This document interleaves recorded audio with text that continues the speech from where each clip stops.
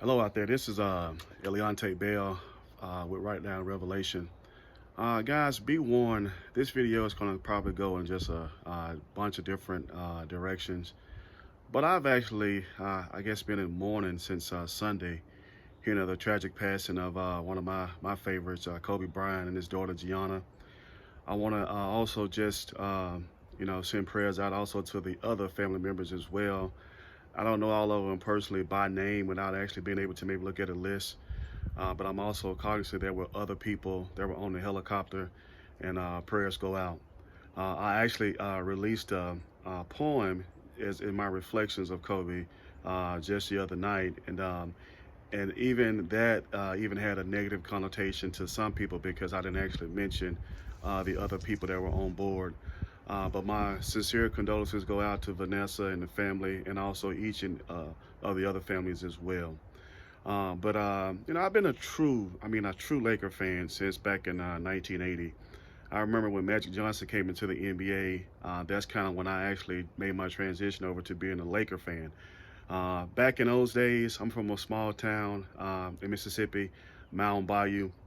You tend to get the early game, meaning basketball game, was usually like Boston and like Philly, somebody out in the East. And then you got a team in the West, and that was typically like LA because that was like the second game, the Western team.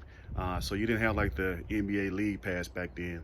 And I remember Magic came into the league, and this smiling guy and that Showtime offense, and those guys were some bad dudes. So I was brought up that once you chose a team, you kind of stuck with that team. So I stuck with the Lakers for years. And I remember they were trying to rebuild after Magic, had to leave basketball, and they had a pretty decent team. And I remember a player I actually had kind of had some affection for was Eddie Jones. And so when Kobe came into the league, Eddie Jones was actually was an odd man out. This NBA All Star was actually traded so Kobe could actually start. And with that, and the legend starts, and then now where Kobe actually has done did some amazing things in the arena of basketball that were phenomenal. But also, we also look at the other things that he was looking to do outside of basketball. But I find it interesting that, before I get to that, let me actually just do this. I got words of comfort years ago when I lost a loved person. It was actually I first heard this message by T.D. Jakes, but it also was corroborated by one of his contemporaries. A guy I think he actually is under T.D. Jakes was Van Moody from the Worship Center in Birmingham. But they were just reflecting on death, and they mentioned that that death is merely a portal. It's just merely a door that takes us from one realm to the next realm. So I'm cognizant, even as I make this video now, that Kobe is still with us, just in a different form. He's just in a different realm, a different dimension, as you would have it. As I understand it, that once energy is created, it can never not be. So there was never a time when we were not. And I also kind of get some inspiration and some things in my spirit, knowing that even some other past times when I may have existed, and it gets a little deep. But not to go too far into that, I just look at that, Kobe is just impacting life on a different sphere in a different realm, and perhaps where he'll be now, he'll be able to have maybe even a greater impact in a different way. Okay, so take that for what it is. Okay, but what I find interesting is Kobe, he was looking to the name. The name was Black Mamba. Okay, and follow me on this. Okay, I even did like another little post on Facebook asking people who was like the original Black Mamba. Kobe got the name from, as he says, like from a character in one of Quentin Tarantino's movies, the Black Mamba. But one of the original Black Mambas was actually like Roger Mayweather. Actually, Floyd Mayweather's uncle was one of the original, was like the original Black Mamba. Just so you know, I actually put it out there, and guys couldn't get the answer, so I actually just kind of gave a bunch of clues. And shout out to Lamario Curse, he actually got it correct. Lamario, I got you a gift of unspeakable value coming, so just know it's coming. So I might need to get your address sent it out for you as well. But But Kobe was looking to actually get this name Black Mamba and do something with it, and where he was going to actually coin this name. And now in his passing, we have the Mamba mentality. That's like the mindset that's going on, is the Mamba mentality. But think about this, right? A Mamba is a snake. Okay, get that. A Mamba is a snake. And I find it interesting that Kobe even chose as his depiction was a snake. See, even our ancient ancestors back in Egypt, they would give you the body of a man, but they would take on as their face, their head would be like an animal. Okay, like for example, Thoth, the father of wisdom, was like the Isbis, like the head of a bird type figure. Okay, it was a reason for that. Okay, and I know that Kobe was well read. He spoke fluent languages, plural. They know of at least two, but you've heard the stories where he did 4 interviews in Spanish. Even Luke was mentioning that Kobe even spoke his language, so the guy was phenomenal. And you can even go into the Bible, what God even said about that. He will confuse our languages, kind of mix us all up. But the guy was a true savant. He was a true giant that walked amongst us. And even in the physical stature, maybe not so much, 6'6", still above average height. But in the sense of just what he embodied, what he meant to this world, Kobe was a true giant, okay? But let's go back to that whole Mamba and that snake. In my world, I kind of dive in deep. People call it conspiracy theory. Most times, conspiracy theories, guys, end up being conspiracy fact. And one of the guys I listen to quite often, I like him, a different perspective, is David Icke. David Icke has mentioned, reptilians and all this and that, shapeshifters, even associated Queen Elizabeth, even like be like a shapeshifter, like a reptilian. A snake is a reptile, okay? And it never ever had a positive connotation associated with it until now, okay? The Mamba mentality.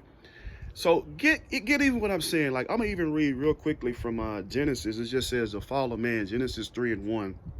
It says, now the serpent, now the snake, now the Mamba, okay, was more crafty than any of the wild animals the Lord God had made. Okay, so the serpent was crafty, and the serpent is what is associated with the fall of man. Okay, the serpent.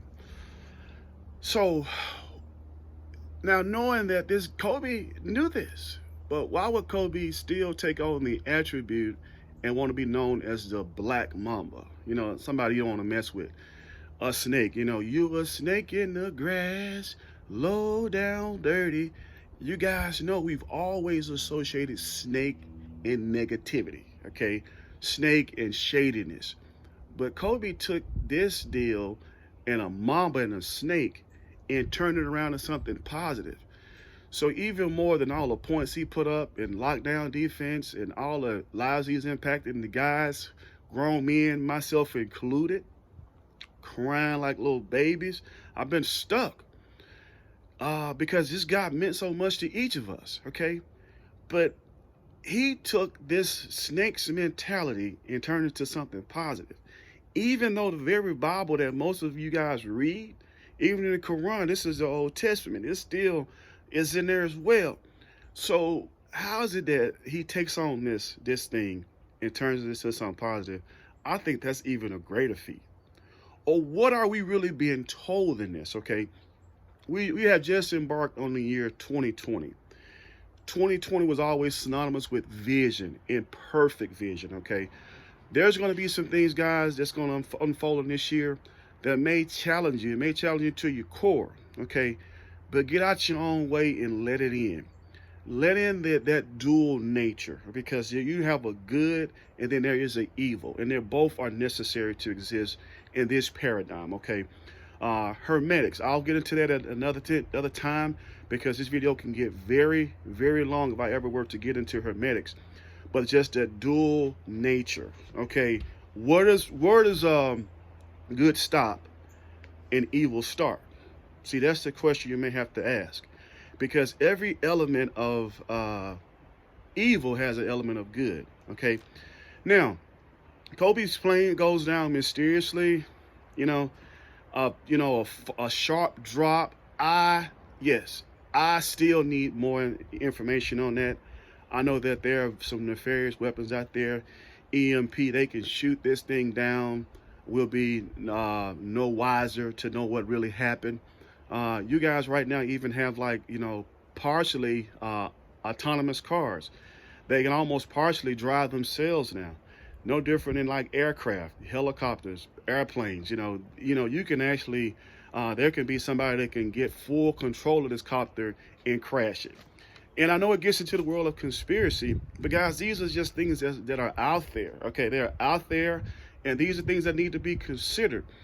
These things that I consider, because I let it all in. I do. I look at both sides of the coin. I turn over each and every rock, because that's just what I desire to do. I prayed and asked the Lord. I said, grant me revelation. Okay, and I learned years ago when I prayed for patience, I got stopped by every red light.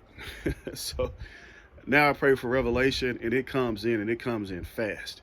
So largely, I usually keep a lot of this stuff under wraps. I don't even really share it a lot, but I just give consideration that a guy would take the name of a Mamba, a snake, and he has turned it around to be something positive. Now a snake, the Mamba, is synonymous with, hard work, perseverance, don't give up, live your best life. We have taken a negative thing in a snake and turned it into something positive. And this is what Kobe did. This is amazing. This is probably even a greater feat. Now, is that good or bad? That's where we go. I mean, the serpent, should we be now embracing the snake, the serpent? Again, that's for you to decipher. These are just my thoughts. I'm thinking out loud. Now, what I live by, my code, it is a biblical verse.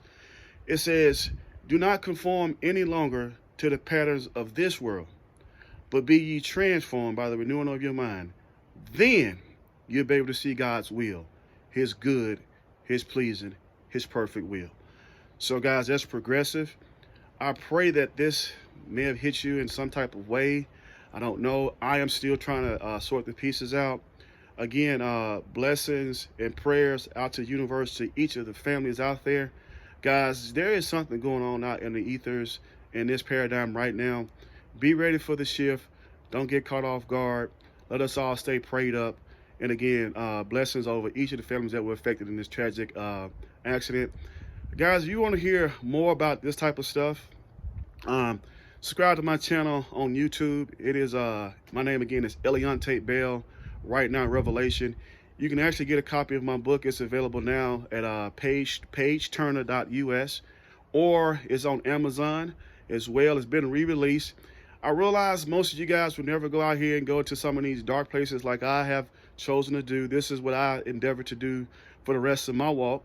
But I do it for you, give you some nuggets. It is poetry in rhythmic form, and it just nuggets of wisdom. So perhaps you will be edified by reading the book, and perhaps you'll be edified by what you've heard today. Again, this is Eliante Bell. I'm signing out. Peace.